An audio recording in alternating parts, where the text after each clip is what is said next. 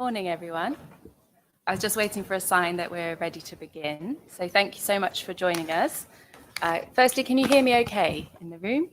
Yeah, lovely. So my name's Anna Gelderd. I'm chairing today's session on behalf of the Labour Campaign for International Development and Sarah, the Labour's environmental campaign. I was a former Labour Party advisor for several years on the topic, and I've worked in various different development organisations like Oxfam.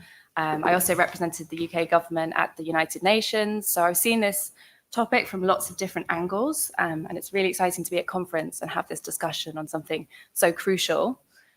So briefly, we're really grateful for the partners who've made the event possible as well. It's really exciting to have solutions talked about so early in the day. I don't know if 10:30 in the morning is your time for solutions, but it's not usually mine.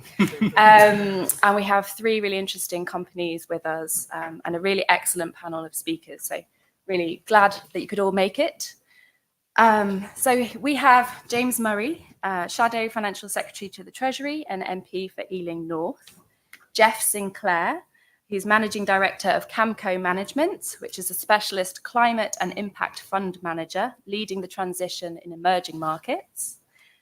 We have Helena Horton, environmental reporter with The Guardian. Hugh, Goulbourne, Director of CO2 Sense, which is a non-profit community interest company investing in low carbon businesses here in the UK, which is a really nice addition to this internationally focused panel. And our final speaker is Luke Burras, who's Chief Mobile Power, which delivers new and affordable transport and energy solutions, mainly in sub-Saharan Africa. So it's a really interesting, different perspective of panels. So I won't go on for too long because we've not got a lot of time together, but just to really briefly set the scene, it's a big topic to be discussing in an hour. And I think, firstly, there's a reason why there's 17 SDGs. So the topic of today is Sustainable Development Goals. What will a Labour government do to restore the UK's international reputation? And there's a reason why there are 17 development goals. That's a lot of goals. It's a lot of goals in a business. It's a lot of goals if you get up in the morning and think, I'm going to do 17 things today. You know, it's a really big, significant challenge. And that's because we are living through an interconnected series of crises. There's the climate crises, the nature crises, and the human development crises. Things like access to education, healthcare, nutrition, all of these are interconnected. And it's very difficult to really pull one apart from the other. And the rest of the world is rightly demanding action from us in economies that have benefited from fossil fuel growth and our own development. So they're looking to us to act because we have responsibility to do so. But there's so much more to this discussion than aid. There's trade, there's subsidies, there's the opportunities that are in these emerging markets and the companies and countries, governments that really want to capitalize on all of these opportunities. So how does the UK reputation matter? I think we've got lots to offer, and you'll hear quite a lot of it today. So particularly in technical and financial capacity, in expertise. And I was really disappointed to see our current Prime Minister not attending the UN General Assembly. You know, this is our government, it's representing us on this world stage, and there's no way we can address these solutions alone, these problems alone. So the fact that our Prime Minister didn't turn up this year at the UN General Assembly and used it instead to announce a series of rollbacks on climate action is beyond disappointing, really. It's the exact opposite of leadership that we need at this time. So countries rightly are looking at us to do our bit, and how will a Labour government do that? So I just wanted to say, today's about financing. And I once worked with an American banker whose favourite phrase was, somebody's got to pay and it's not going to be me. And that's really the opposite of what we need at the moment. So that mentality is not going to get the job done. Somebody does have to pay, and it's going to be all of us. And that's why we're talking about blended financing. So public financing, which is essentially overseas development assistance, and also this question of subsidies and trade, and also the private sector, which is why we have a panel of several really interesting companies doing just that.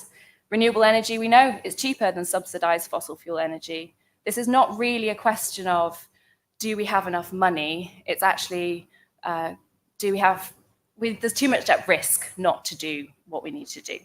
So true failure is only if we stop trying, and true failure is only if we don't look to solutions. And I'm really looking forward to hearing what a Labour government will do to put some of those solutions in practice.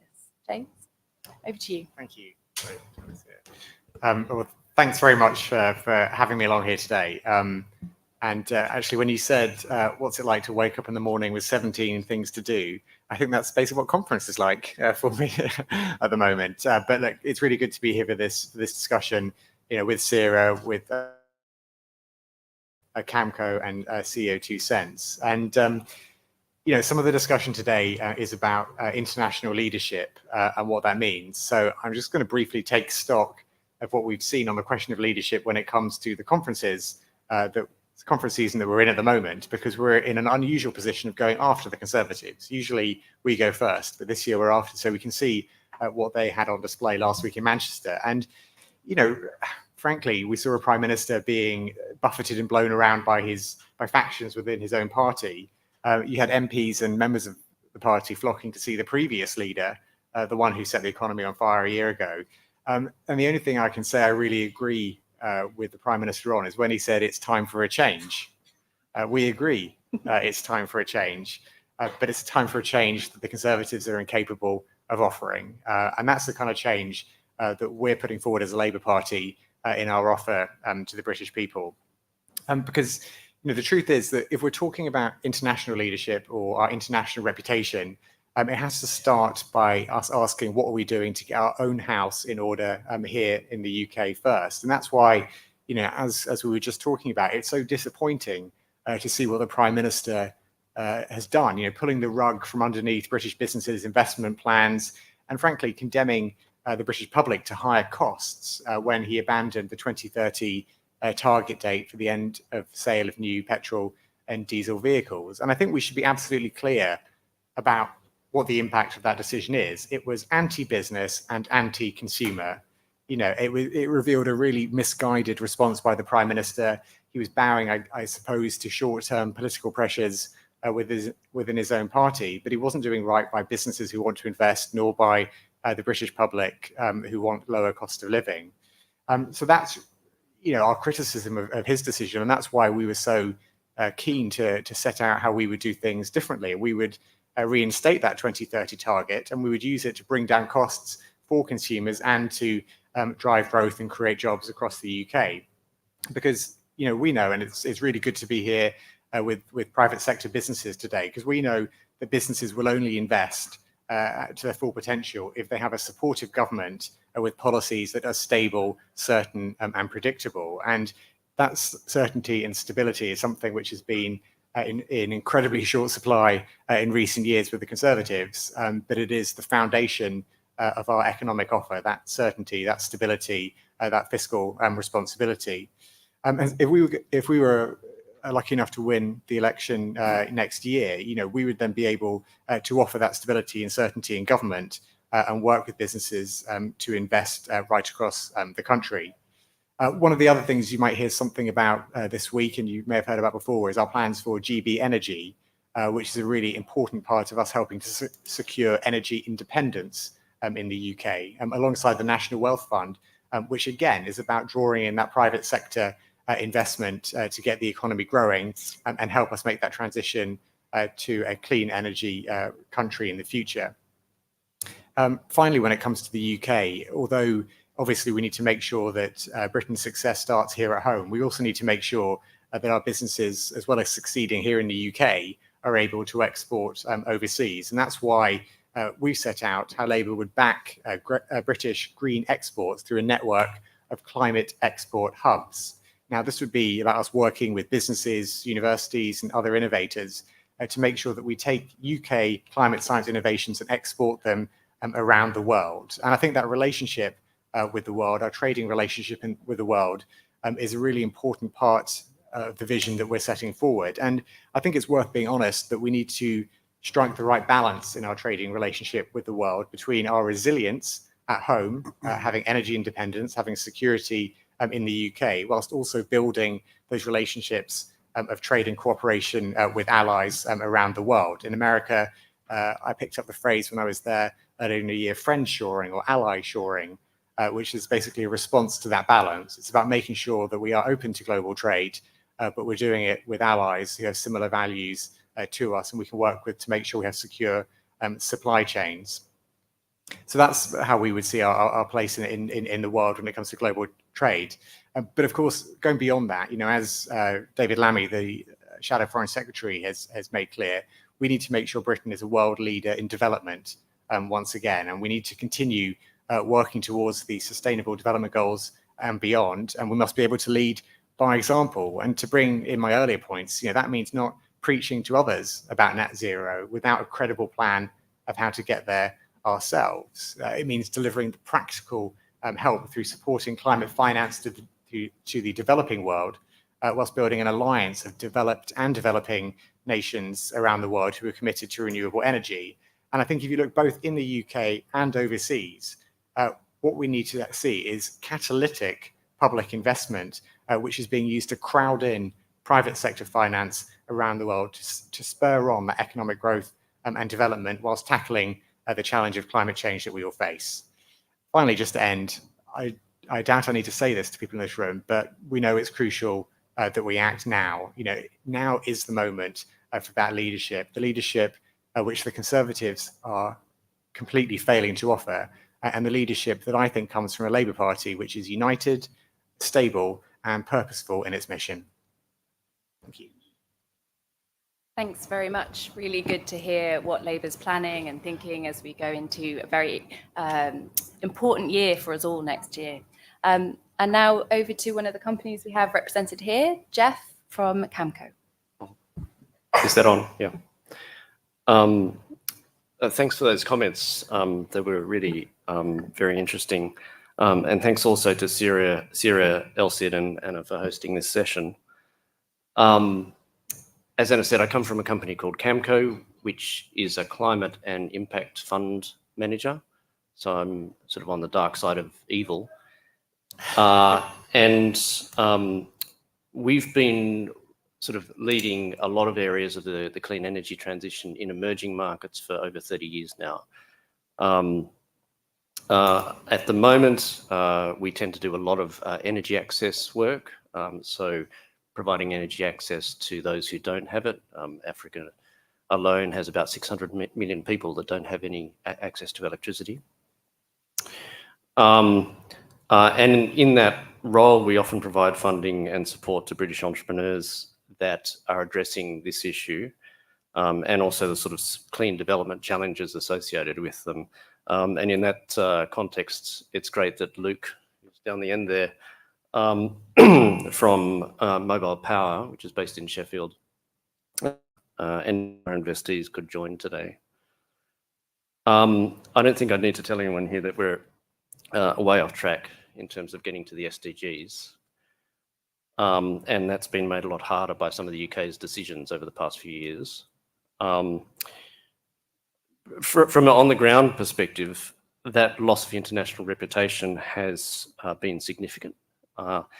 And it's made life a lot harder in terms of trying to deploy capital into these markets, both to open up the market and to achieve an SDG outcome.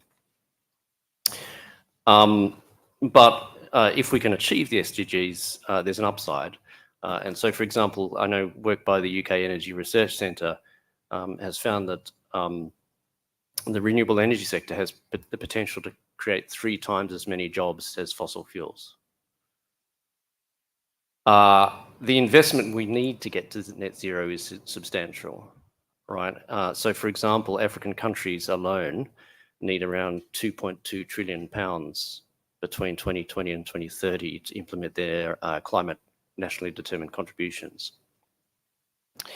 Context, that's about a year's worth of Britain's GDP. So I don't think the Treasury is going to be the source of all that capital. Again, for context, in 2022, annual climate finance flows in Africa were 23.6 billion. So the question is how to restore the activity and the reputation at a very tight price. And certainly in our experience, it's possible to do it and to do it well by, as you said, using what government funds are available to attract private sector funding into the investments and into the sectors. In the finance industry, the piece of jargon that people are increasingly using is called blended finance, where effectively the government comes in and they take the risk out of investments. They take the riskiest positions, whether that be through junior, what they call first loss positions, guarantees, technical assistance, capacity building, and use that to attract private capital in. And it can be very effective. So, for example, Camco, over its life, has mobilised about £3.6 billion. There's the ratio on that, of public to private, is about somewhere between 8 or 9, so 8 or 9 private to 1 public. And some of the results coming out of that are 2.7 million people connected with new electricity connections, 80 million tonnes of greenhouse gas emission reductions, etc. Across the finance sector, there's typically at least 3 times the amount of private capital in this approach, using this approach coming in versus government money. And one of the great advantages of this is that it explicitly crowds in private capital. So it frees up government money for the stuff that can't pay for itself, the genuine development spending. And it's quite a big contrast to the behaviours and incentives that exist in most traditional development banks, where unfortunately there is an internal incentive in these institutions to crowd out the private sector, because they're trying to deploy money and then they're trying to maintain those assets on the balance sheet for the entire life of the asset.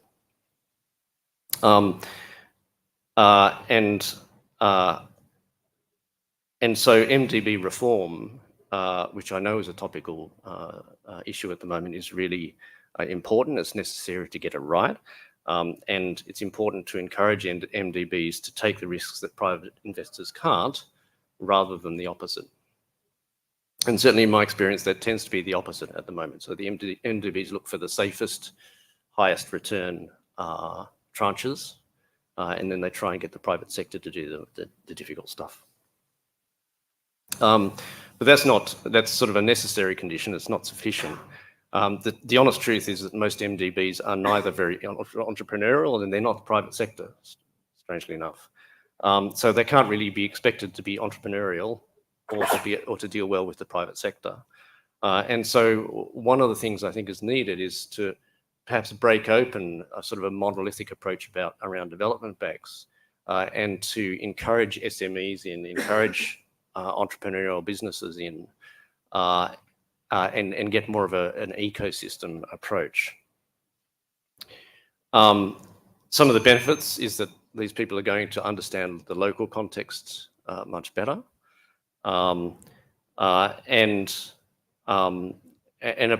understanding the local context as well as finance is a difficult thing to achieve from a civil servant's point of view, right? So, and what that means is at the moment the civil service tends to bias towards development banks away from that entrepreneurial activity, and I think that's something that needs to be worked on.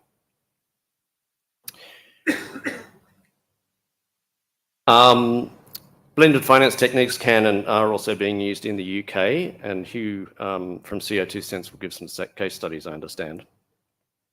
And so if you look at mobile power, for example, they have a lot. They're creating very good, high-value jobs, and I think Luke will tell you about that.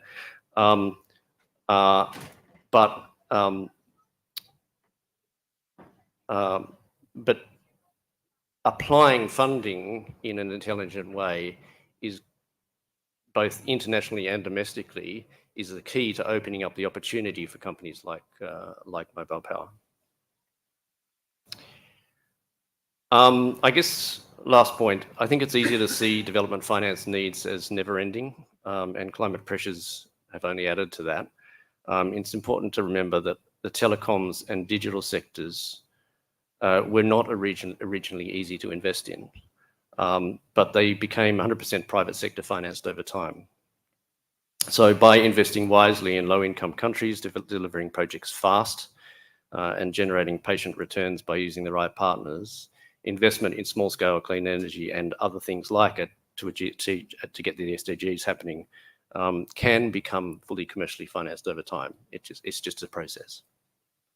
Thank you very much. I think hearing different perspectives of how we can all do what needs to be done from different ways, from different professions, the language of financing, which we don't always discuss together, is the other side to political decision making and power. So for everyone in the audience who's not necessarily an economist, that this is new language, I hope you stay with us on the journey, because I am not one either. And I have basically decided that this is the way to get things to work. And I'm going to be very interested to hear more specific examples.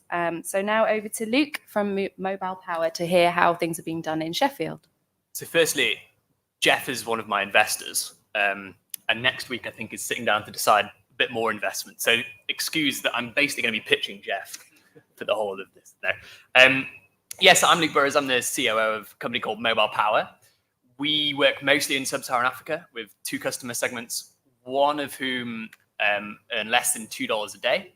It's about 1 billion, I think, Geoff, maybe 600 million, but I'll up it because I'm the entrepreneur. About 1 billion people in that category who don't have access to energy, and yet they own a mobile phone. They need to do lighting because it gets dark at about 6:30. And they're spending colossal amounts of money. So before we turn up, our customers are generally paying about $30 per kilowatt hour. So we thought we had it bad last year in the UK. The poorest on the planet are paying an awful lot more. Why are they paying for this stuff? If they're really poor, if they can't afford to eat, if they can't afford to do healthcare, if they can't afford to do education, why are they paying for energy? And the reason is people want to pick themselves out of energy. People are always striving to develop themselves and move forwards. And at Mobile Power, we aim to empower those people to be able to do that. We're a company, we make money. We are increasing our valuation and our scale all the time, and we're yet able to help these people to do the same for themselves. So this is our flagship product. We install solar-powered hubs for the engineers in the room, 5 kilowatt peak, which is about what you see on most people's houses in the UK. Charges about 300 of these every day. And we rent these batteries out through local agents and a load of technology that we've developed and patented here in the UK. I think we're an interesting case study because we employ about 30 geeks in the UK. So software developers, electronic engineers, finance people. And then that leverages today about 700 jobs in sub-Saharan Africa. We've just announced a big investment program where we're going to create about 2,000 jobs over the next 3 years in sub-Saharan Africa. So we're really spanning UK technology, UK IP around renewables, and then delivering that to a brand new market of 1 billion people that have never been reached before, and doing so in a profitable way. We are the product of the conversation that we're having here today. So we started super risky.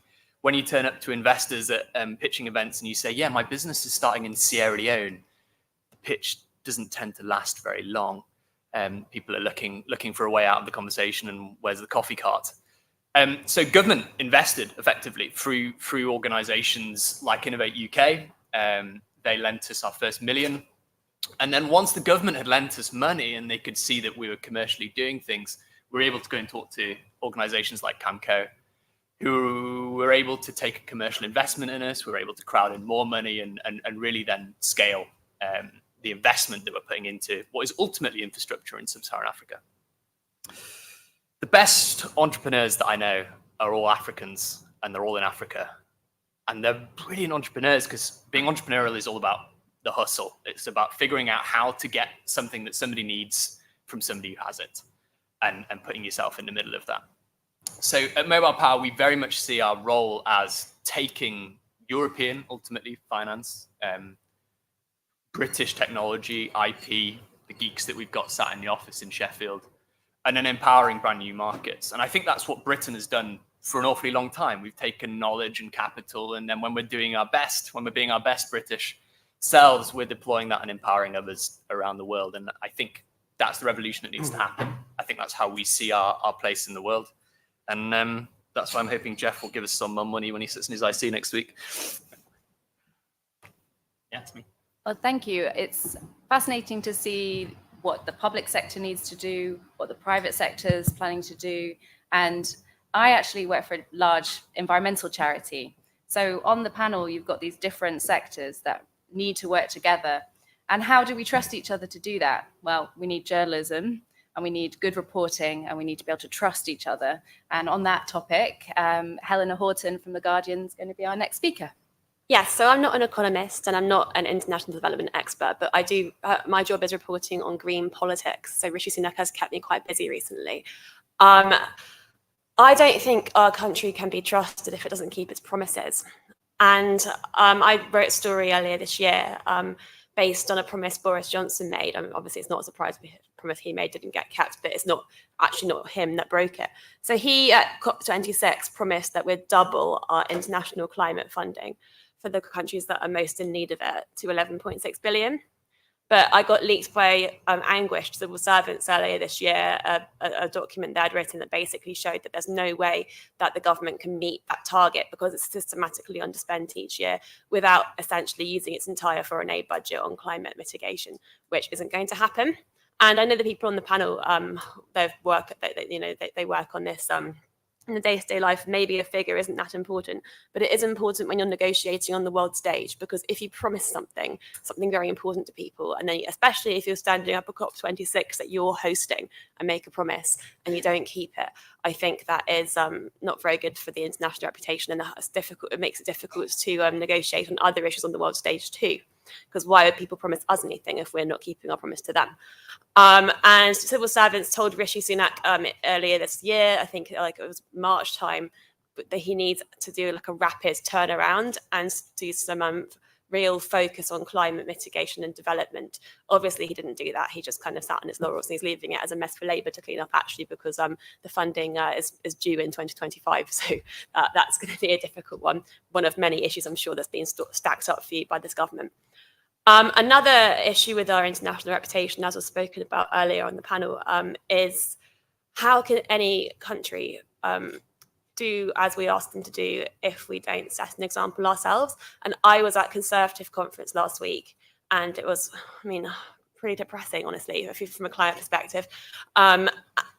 So many ministers and MPs were making the point that we're 1% of global emissions, and we've already decarbonised faster than any other economy, so we can kind of not do it anymore.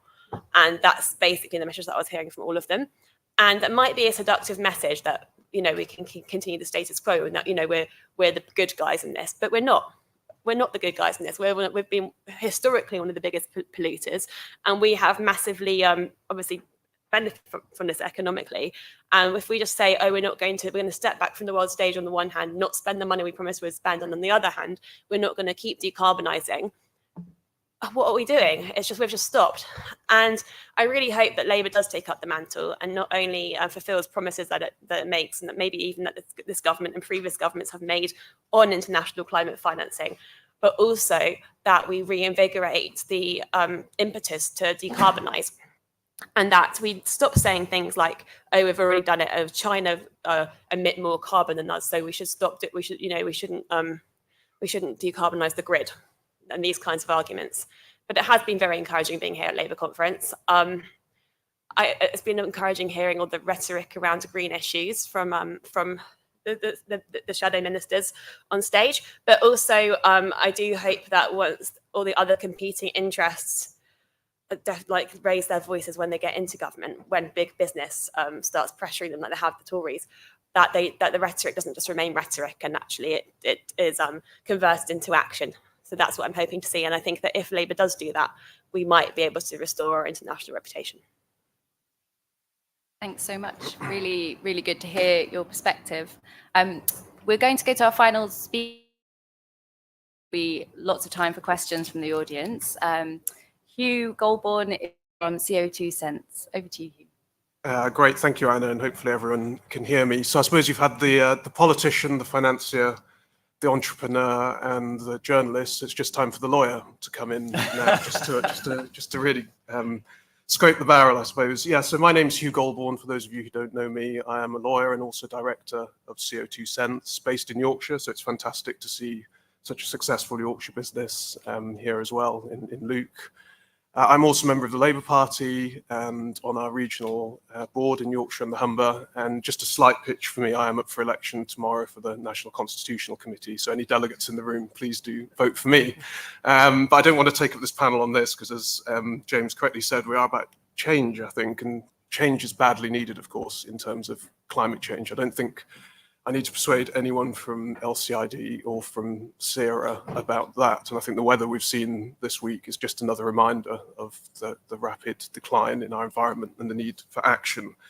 So I'm just going to talk on three themes quite briefly, because I do know you'll all want to ask questions, particularly of James and others. One is in terms of the context we find ourselves on, particularly on the day when the Shadow Chancellor is going to talk about finance. And I know, James, you'll be there in the room with Rachel as well. Two is then a case study and some examples that I think we can bring as CO2 Sense to this. And I think it's important to say I'm probably the only person on the panel talking purely about a UK perspective on this, not so much about the international perspective. And then three takeaways, I guess, for James and his colleagues in the Shadow Treasury as they enter government. And I'm certainly not one who thinks we may win. I think we are going to win. We need to win. So first of all, in terms of the context, PwC, who many in the room will know, one of the large global accountancy firms and consultants, have said that we need 40 billion a year over the next 10 years investment if we're going to reach our climate goals. I think, as James has said and others have already said, we're way off that, but we do need that to happen under a UK Labour government. Of course, the context, and I know Rachel will talk a lot more about this, is due to a number of let's say missteps from the current government going back over a decade. We are in a position where probably the next government is not going to be able to fund all of that themselves. And I think Geoff said that very well at the start in terms of probably the whole UK economy probably couldn't quite get to the scale that we need to. So I think it's going to be absolutely important that we come up with exactly the kind of structure that Geoff was talking about in terms of blended finance and ensuring that the private sector comes in alongside the public sector. You often hear that kind of £1, for every £1 of taxpayer money, we need at least £3. I think we probably need multiples of that over the next 5 to 10 years. I think one of the things that was really important in that PwC report as well was that they identified that perhaps funding and financing isn't necessarily the challenge in the UK or international context. It's ensuring that we have frameworks and models that allow and enable the private sector to crowd in on that finance. I think a number of people, and of course Luke mentioned it, risk is the thing that investors are often wary of. And that's really where I think government and public sector money can be best used. So let me move on to the example of CO2 Sense. CO2 Sense, for those of you who don't know us, we're now £5 million, quite small investment fund run by three of us as directors. We're a community interest company. So all of our investments and surplus go back into investing in projects. And we have a wind turbine in Mid Wales, which generates funds and then also recycles money back into the community. And there is a model there, I think, for UK government. I think important to say that we were started by a former Labour government. So we came out of Yorkshire Forward, for those of you who remember regional development agencies. We were formed by Yorkshire Forward in its dying days in 2011. And we invest, if we look at us as an example, at the start of our process, we invested in quite a lot of speculative technologies. But our most successful project was when we invested in 6 sites for wind turbines across the country, out of which came 3 successful sites, one of which we still own, which is the wind turbine in Mid Wales, and 2 of which we sold off to the private sector. And I'd say that's probably our best example of blended finance, whereby us taking the early risk at the pre-feasibility stage, so right before planning, we did all of that initial work using taxpayer money, and that enabled private sector to come in and invest in it. It also left a long-term legacy, both in terms of our investment fund and, as I've said, the community. So let me finish by saying what I think that teaches us and what we would say that a UK Labour government could do to enable more of those sorts of projects to come forward. So first of all, I think it's thinking about how you facilitate active investment. Because the example of CO2 Sense is an example of an SME regionally based, and of course we have many more regions than just Yorkshire and the Humber, but regionally based, that can act as that lever for public funding going in and then bringing alongside SMEs and private funding in the regions. Generally, it tends to be local organisations who know how to do best and know how to navigate things like planning and community interest and other activities. The second is that you have to think about how you provide, and I know we've said, how do you provide certainty and security to the private sector? The thing that the private sector needs is long-term certainty, and it's great that James talked about that. And I think it's good that Labour is continuing to talk to business, and even having a panel like this, I think, starts to build up that confidence. And I think the third thing is just how you involve those organisations with genuine know-how. I think one of my greatest cautions to any UK Labour government would be, don't forget SMEs, don't forget regional businesses, don't forget entrepreneurs like Luke based in Sheffield. We can sometimes have far too much of a city and London-centric conversation about this, so let's not do that. And you would expect a Yorkshireman to say that. I'm going to close there. I'm really looking forward to the questions and comments, and thank you very much for inviting me to be on this panel. Thank you very much. That's all of our speakers for the day, and I'm going to quickly take a first round of questions just because James has to leave us shortly. So I'm looking for 3 questions, and then we'll have responses from the panel. We'll go with this lady here, the man with the glasses, and the lady at the back. Is this on? Yeah. So I know that private and blended, Natalie from Oxfam. I know that private and blended finance has been the focus of this conversation, which is obviously important, but I just want to talk for a moment about the UK's public finance and the UK's aid budget, and particularly building on Helena's comments about international responsibility. So I think a little known fact is that it was agreed in the 100 billion target text that finance for climate would be new and additional to ODA budgets. And that was very hard fought for language that hasn't been seen through, particularly by richer contributing nations. And that effectively means that climate finance is displacing finance for SDGs such as ending poverty and several others. So I just wonder what consideration the panel might give to that. Yeah, great question. Thank you so much. Just a small plea to be as brief as possible. Sure. Time. Thank you. Thank you. That's why I'm reading it out. Hopefully it's quicker. Thanks for that. So my question is, so essentially de-risking private investment is not new. And the Conservatives have been doing it since Andrew Mitchell, which is, since 2010. Obviously, he's now back as minister. But in fact, the UK is recognised as world leading on blended finance and an innovator in this area. So strikes me that the question is, what will Labour do differently? Thank you very much. And on to the lady in the back. Thank you very much. Let's go loudly. Okay. I just want to take the questions, everybody, slightly broader, because the SDGs are obviously about integrated social, environmental, etc., and democracy and participation. So the fact that the UK has not been very good at actually stating what its impacts have been on its own SDGs has been a problem so far. So, and I think it's taking this back down into what the UK can offer in terms of operationalising the SDGs. Wales and Scotland have very much oriented towards that. They've been looking at how you work across government, changing the whole way they work, Future Generations Commissioner, etc. We've had very little in central government. And I think that's an area where Wales and Scotland potentially are kind of out there showcasing what they're doing, and central government isn't. Thank you. James, do you want to respond to any of those 3? Yes, I mean, take them all. Yeah.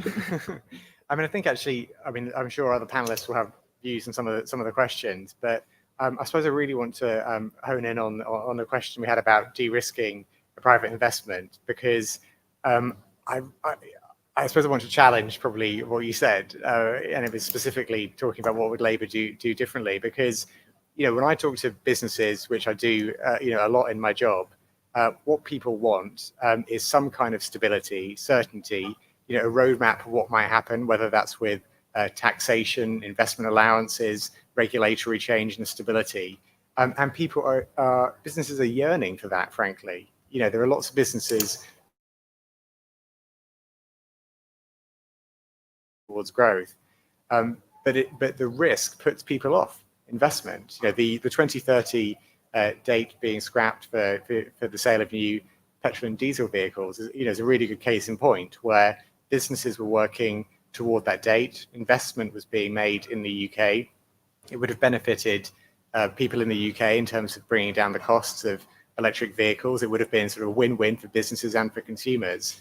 And yet the government have abandoned it, and they've created that extra risk and uncertainty. And that has a hugely damaging effect on investment in the UK. You know, I could talk at length about the HS2 fiasco as well, you know, the impact that has in terms of investment and uncertainty. So I think the idea that the UK is doing well in terms of de-risking private investment right now, I disagree with that very strongly, because yeah, but I think that the point about Britain playing a leading role and making sure that we're getting our own house in order and leading by example, if we can't even stick to a date of 2030 for ending the sale of new petrol vehicles, you know, how are we in a position to preach around the world around the targets for net zero? So, you know, I really think if we want to lead by example, if we want to show what it looks like to have a plan where you work the public sector, private sector, hand in hand towards those ambitious goals, but ones which bring down costs for people as well, we have to lead by example, and we're failing to do that as a country at the moment. I wondered if James or anyone else on the panel wanted to respond to the very important question about climate financing and not crowding out the other really important SDG issues. Just to remember what we're talking about, it's healthcare, education, nutrition, people's livelihoods. Anybody have a response to that one?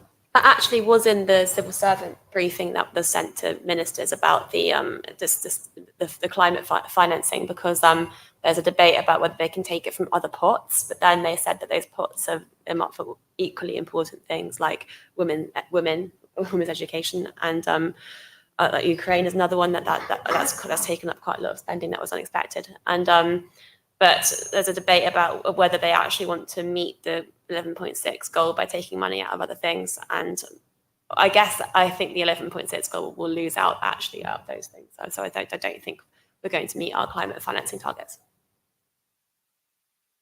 Sponsors. That's my impression as well. And I think quite a lot of the aid budget has been a cut and is being used domestically at the moment. And that's left very little room for a lot of humanitarian programs, right? I think one of the key things to think about in thinking about that climate finance task is, and I'm going to use your point to make a slightly different point, which is how can you use projects that pay for themselves, and how can you use other funding to get those projects funded rather than ODA so that you can free up room for more humanitarian and genuine aid work. And I think that's a key thing around climate finance, which is, you know, okay, well, a lot of people talk about climate finance as if it's all just public money. And I think we need to broaden that conversation a lot, so that if, you know, there's an energy project that can pay for itself, well, it should pay for itself, so that the money can be used elsewhere. In terms of, sorry, I didn't catch your name, your point. I mean, I think that's a very good point. And in fact, I think my dealings with the British government is that they are some of the experts in the world in government terms, in terms of dealing with blended finance. But at the same time, there's more to be done. And there's still this tendency to provide huge chunks of money to monolithic state and multilateral enterprises, rather than breaking things open and encouraging an SME-led sort of ecosystem. And I think it's only once we get that ecosystem going that we're really going to see, you know, a great deal more finance flow, rather than sort of crowding in rather than crowding out. And that's the case in the finance sector generally. You know, the finance sector has thousands and thousands of different entities in it. Why? Because they're all playing different roles with different expertise. I could talk about SDGs for a bit. I think we've had a lot of grant funding in the past, and in the early days that was really important. We needed to show all kinds of different outcomes on various SDGs. And I've been doing this for 7 years now, and after a while I got a little bit frustrated, because I think what I realized was everybody wants to do well. Everybody wants to move themselves forwards. Everyone wants to be able to provide for their families and for themselves. energy, as we experienced last year in the UK, is really the basis of that. If the cost of energy goes up, the cost of everything goes up in one way or another. If you can't get access to your mobile phone to figure out what the crop price is or what the price of fertilizer is, then your crop ends up failing. What we've experienced is if you can solve those core problems for societies around the world, Sub-Saharan Africa being where we are, then you can really build up from that. So 40% of our agents on the ground are women, and we operate in some very patriarchal societies. A lot of those women, it's their first job.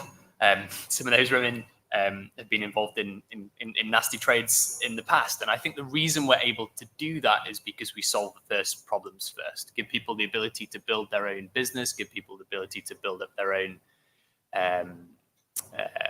business effectively. And the rest follows. People are generally good, is what I find. People genuinely want to get to the best places.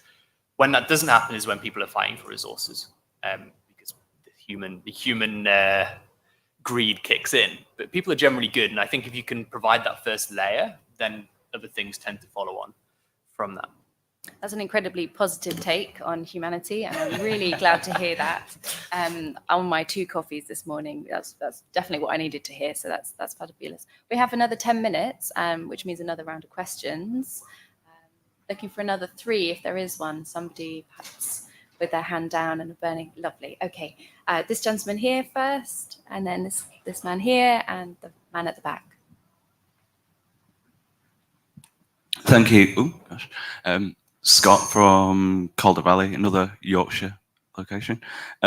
Just wondering, how do we hope to protect and reassure UK citizens in what is basically a continued cost of living crisis in terms of the facing costs of green adaptations, especially under the sort of auspices of the fact that there's going to be a general election coming around the corner? Great question. Thank you. Thank you. Thomas Pickford from the Nature Conservancy. So I suppose no surprise based on the name, but I would like to bring it back to nature-based solutions as a potential to achieve multiple SDGs. And I think it'd be really interesting to hear about the panel's thoughts on how we can crowd in private investment for nature-based solutions, and how they can support sustainable livelihoods, climate action, and multiple SDG outcomes. Also, really good to hear around the MDB point that you raised. And do you think a Labour government should support the Bridgetown agenda from Mia Motley? Thank you. Thank you. We have cost of living crisis, nature-based solutions, and 3rd question. Yeah, thanks very much. I'm Jamie Crummy from Too Good To Go, so another social entrepreneur. It's a shame that James has gone, because really the question was based for him, but maybe you guys can take a stab at this as well. And it was building on from the lady's question around operationalizing SDGs. And what we're seeing across Europe is a tendency to legislate and enshrine some of these SDG goals. So it was really what your, as a panel's view, on making sure that many of the targets associated with the Sustainable Development Goals are actually adhered to. Thank you very much. Hugh, do you want to take the first question? Yeah, no, happy to, Anna. And yeah, good to have a question from a fellow Yorkshireman. And yes, it is a shame that James isn't here, because to some extent, I guess this is a question that's going to fall squarely into the laps of Rachel and James, and you're absolutely right that the context of the question is absolutely right in terms of a general election coming up. And I think those of us who are involved in the Labour movement are very aware of the lines that have been drawn, and I think we've talked a little bit, and James referenced it in his earlier response, around some of the cost cutting that's already been made by the current government.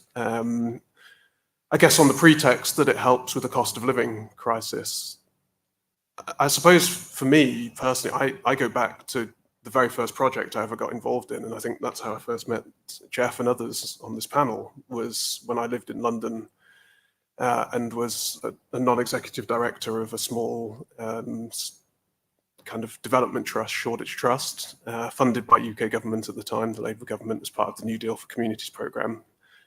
And 1,000 residents in some of the poorest housing in the country came to us because they were Shoreditch residents and said, as part of the Decent Homes programme, we're a bit worried that all of our boilers are going to be ripped out of our homes.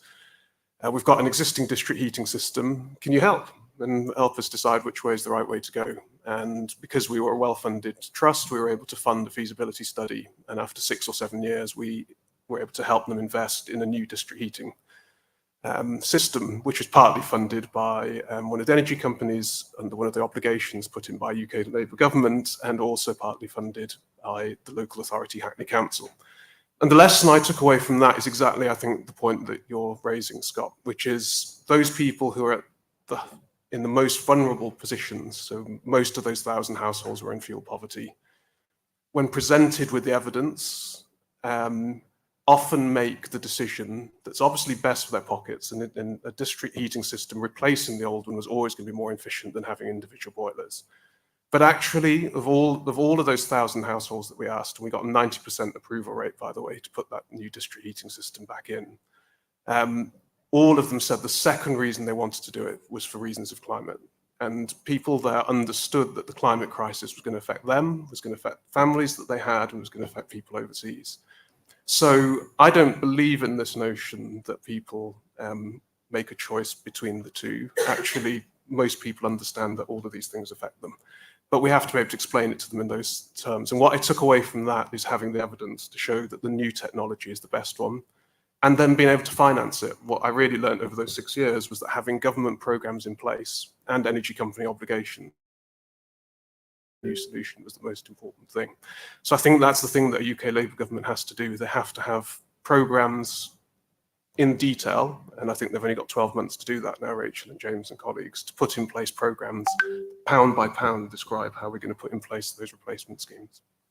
Thank you for a very practical example. Helena, did you want to?